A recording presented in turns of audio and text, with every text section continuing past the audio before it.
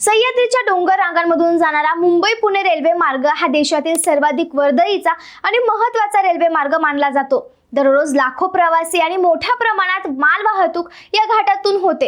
मात्र पावसाळा सुरू झाला की बोर घाट हा रेल्वे प्रशासनासाठी मोठे आव्हान ठरतो। मुसळधार पाऊस, दरडी कोसळणे, भूस्खलन, रुळाखालची जमीन वाहून जाणे आणि ओव्हरहेड वीज वाहिन्यांमध्ये बिघाड अशा घटनांमुळे रेल्वे वाहतूक वारंवार विस्कळीत होते। परिणामी अनेक गाड्या तासनतास घाटात अडकून राहतात आणि मदत व दुरुस्ती पथकांनाही घटनास्थळी पोहोचण्यासाठी मोठा विलंब होतो। या समस्येवर कायमस्वरूपी उपाय म्हणून मध्य रेल्वेने कर्जत ते लोणावळा दरम्यान रेल्वे रुळांना समांतर तब्बल 26 किलोमीटरचा आपत्कालीन रस्ता उभारण्याचा महत्त्वाकांक्षी निर्णय घेतला आहे। हा रस्ता आपत्तीच्या काळात किती उपयुक्त ठरणार, त्याची रचना कशी असणार आणि त्यामुळे मुंबई पुणे रेल्वे प्रवासात नेमका काय बदल होणार, या सगळ्या प्रश्नांची उत्तर आजच्या या व्हिडिओच्या माध्यमातून पाहणार आहोत। त्यासाठी व्हिडिओ शेवटपर्यंत नक्की पहा। नमस्कार, मी स्वराली आणि तुम्ही पाहताय कट टू कट।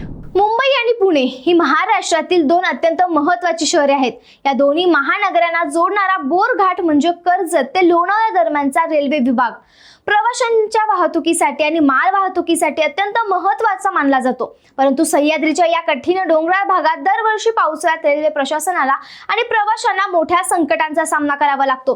मुसळधार पावसामुळे घाटात दरडी कोसळणे, भूस्खलन होणे, रुळाखालील जमीन वाहून जाणे किंवा विजेच्या ओव्हरहेड तारा तुटणे या घटना वारंवार घडतात। या भौगोलिक आव्हानांमुळे रेल्वे सेवा पूर्णपणे विस्कळीत होते आणि हजारो प्रवासी घाटात अडकून पडतात।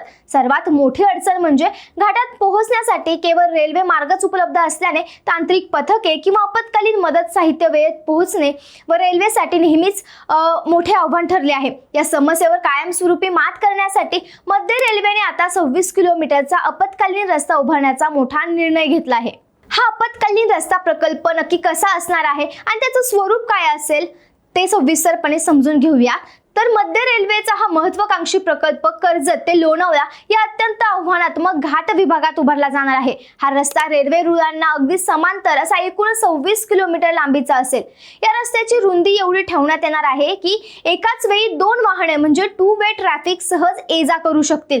तसेच सध्या स्थितीत रेल्वे प्रशासनाकडून या प्रस्तावित रस्त्याचे तारीखनिहाय तांत्रिक सर्वेक्षण आणि अलाइनमेंट म्हणजेच रस्त्याची योग्य आखणी करण्याचे काम वेगाने सुरू आहे। सह्याद्रीच्या कठीण डोंगर रांगा, दऱ्या आणि धोकादायक वळणे लक्षात घेऊन या रस्त्याची रचना केली जात आहे।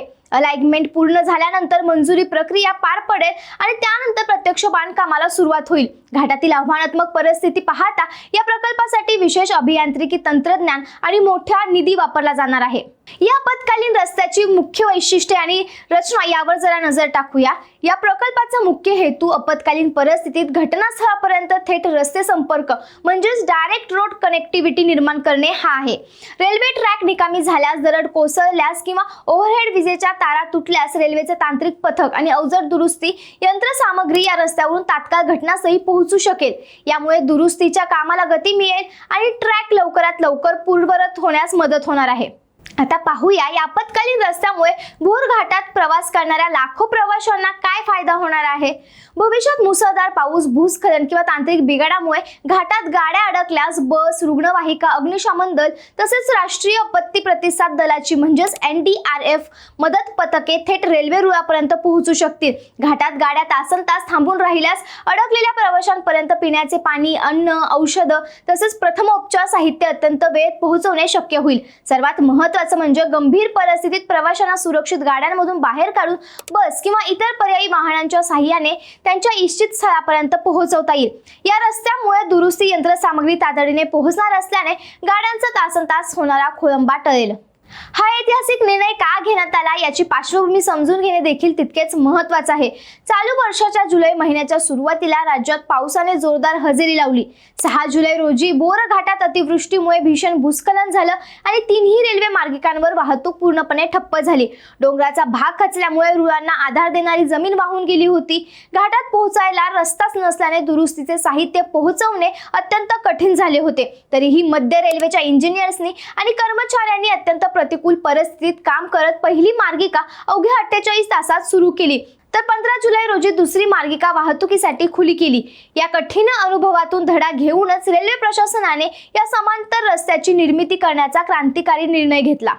घाटातील सद्यस्थिती आणि ताज्या अपडेट बाबत सांगायचं झालं तर सध्या घाटातील तिसऱ्या मार्गिकेचे दुरुस्तीचे काम अंतिम टप्प्यात आणि युद्ध पातळीवर सुरू आहे. रुळाखालील जमीन वाहून गेल्यामुळे सुमारे 50 ते 60 डंपर ग्रॅन्युअल मटेरियलच्या मदतीने पायाभरणी आणि मजबूतीकरण केले जात आहे. घाटात रस्ता नसल्यामुळे ही भरणी करण्यासाठी रेल्वेच्या विशेष मालवाहू गाड्यांचा वापर केला जात आहे.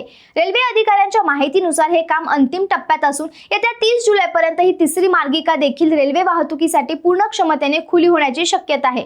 थोडक्यात सांगायचं झालं तर बोर घाटातील तिसरी रेल्वे मार्गिका लवकरच पूर्ण क्षमतेने सुरू होण्याची शक्यता आहे.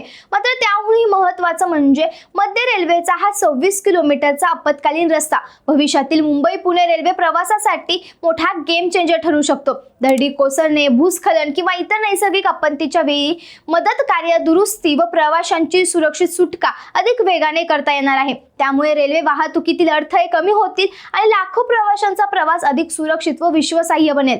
सह्याद्री सारख्या कठीण भौगोलिक परिसरात रेल्वे सुरक्षेसाठी उचललेलं हे पाऊल भविष्यातील आपत्ती व्यवस्थापनासाठी एक महत्त्वाचा आदर्श ठरू शकतो. या सर्व प्रकरणाबद्दल तुम्हाला काय वाटतं कमेंट्समध्ये नक्की सांगा आणि अशाच माहितीपूर्ण व्हिडिओसाठी कट टू कटला सबस्क्राईब करायला विसरू नका.